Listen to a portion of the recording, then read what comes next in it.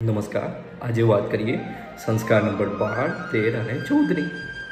12મા નંબરે છે વેદારંભ સંસ્કાર, જેને વેદ અધ્યયન સંસ્કાર પણ કહે છે. જીવનને સકારાત્મક બનાવવા માટે શિક્ષણ ખૂબ જ અનિવાર્ય છે અને વેદોનો અર્થ પણ એ જ છે કે જાણવું.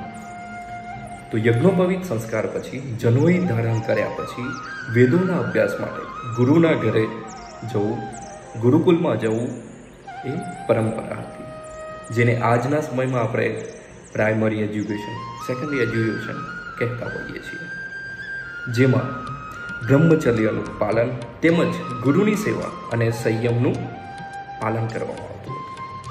ભાવિ જીવન માટે વિદ્યાર્થીને બૌદ્ધિક, શારીરિક અને ભાવનાત્મક દ્રષ્ટિએ સબળ બનાવી તેની અંદર સામાજિક અને સાંસ્કૃતિક જવાબદારીઓ માટે સક્ષમ બનાવવાના આ સંસ્કારને વેદારંભ સંસ્કાર કહેવામાં આવે છે. વેદોના અધ્યયન પછી બ્રહ્મચારી વિદ્યાર્થીની દાઢી અને મૂછ મુંડન કરવાની ક્રિયા એટલે કેશાંત સંસ્કાર.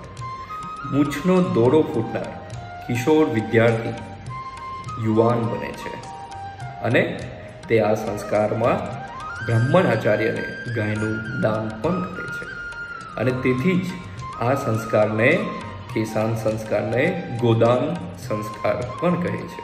જસ્ટ ફોર નોલેજ કે ગોદાન એક ફેમસ હિન્દી નોવેલ છે કે જેને મુનશી પ્રેમચંદ્રે લખી હતી.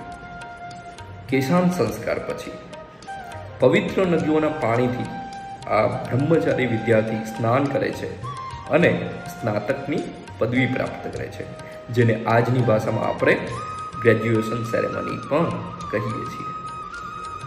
14મા નંબરે છે સમાવર્તન સંસ્કાર.